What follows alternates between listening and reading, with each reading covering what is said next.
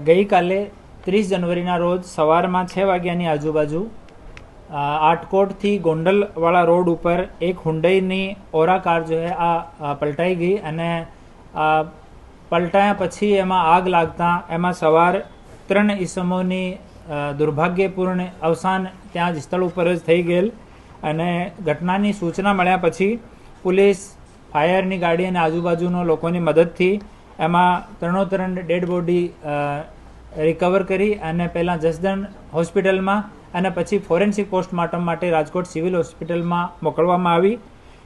3 ઈસમો જેનો આ દુર્ભાગ્યપૂર્ણ અકસ્માતમાં અવસાન થયો. પ્રિયાગભાઈ ગણપતસિંહ બારૈયા એ ફતેપુરા છોટાઉદેપુરના રહેવાસી છે. નીતાબેન એ વડોદરાના રહેવાસી છે. આશાબેન યોગેશભાઈ એ છોટાઉદેપુરના રહેવાસી છે.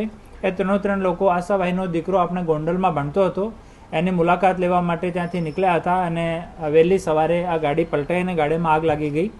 એના પછી રોડનો સાઈડનો જો ડિવાઈડર છે એવો પણ ગાડીથી તોડી નાખ્યો તો આરએનબી સાથે સંપર્ક કરીને એવો ડિવાઈડર ફરીથી બનાવવાની કામગીરી ચાલુ છે. મોકા પર એફએસએલ આરટીઓને બોલાવવામાં આવ્યા અને હુન્ડઈના પદાધિકારીઓને પણ ઇન્ફોર્મ કરીને એને પણ બોલાવવામાં આવ્યા છે અને તમામ વિભાગોથી રિપોર્ટ લેવામાં આવશે. પછી દુર્ઘટનાનો ચોક્કસ કારણ સામે આવ્યા પછી આગળની કાર્યવાહી કરવામાં આવશે. હાલ આટકોટ પોલીસ સ્ટેશનમાં ગુનો દાખલ કરવામાં આવ્યો છે અને આગળની તપાસ ચાલુ છે.